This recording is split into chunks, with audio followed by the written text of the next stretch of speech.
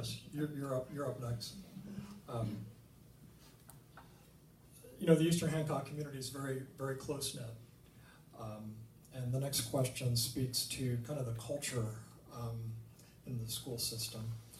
And one of our audience members would like to know your opinion on transfer students and why it's important to attract transfer students versus maintaining the small school atmosphere that many of us grew up with and still desire.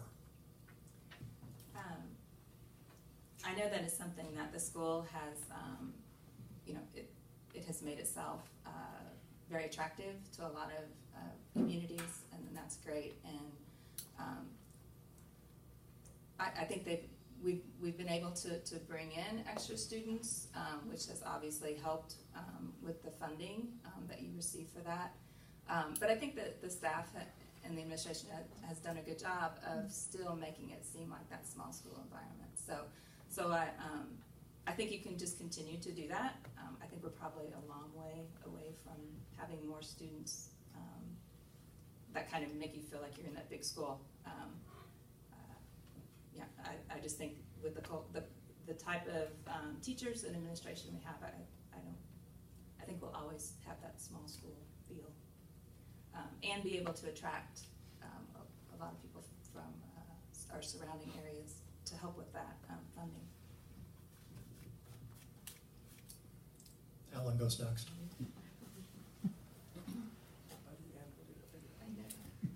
I believe it is good in a way to have kids outside the school system wanting to come in. I mean, that says a lot about the teachers and administration, and it does help out on taxes and everything. It's also very hard I know some parents that I talk to outside, they're trying to get into this school system, and it's tough. I feel like the property values are very well here, and I believe it's one reason is, I mean, they're great all over the county, but they're extremely well here is because, from what I hear, the teachers are making the difference here, and it's drawing in the kids from out of the count or out of the district. It's a compliment to me whenever you have that many kids trying to get in, but still it's still small enough to where they feel like they get that one-on-one, and it's not, you're not having huge classrooms, but still you are giving, the people still want to come in, and like I said, I just feel like that's great, and it's as long as people still trying to get in, I feel like the school system is doing a great job at that, and so.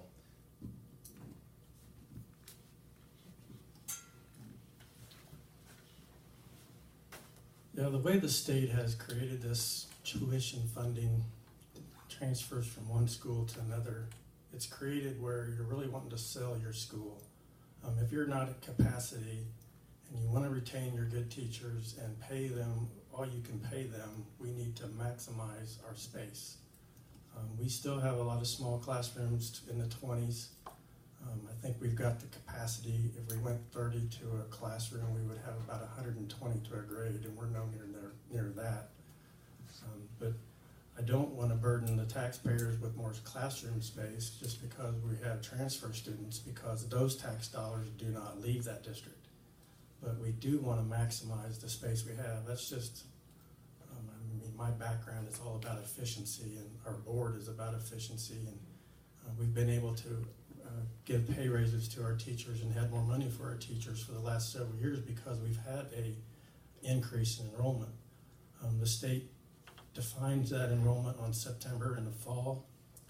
We used to be able to get 2 counts, and we were actually getting some more money in the spring because we would have some more students and the higher count in the spring, but they've done away with that spring. We still have the spring count, but they don't pay us any more money. So we actually had a drop in enrollment this year. We're still going to be able to pay our teachers a pretty substantial pay raise, but the board is really concerned about our enrollment. We don't want that enrollment to go down and lose those education dollars from the state.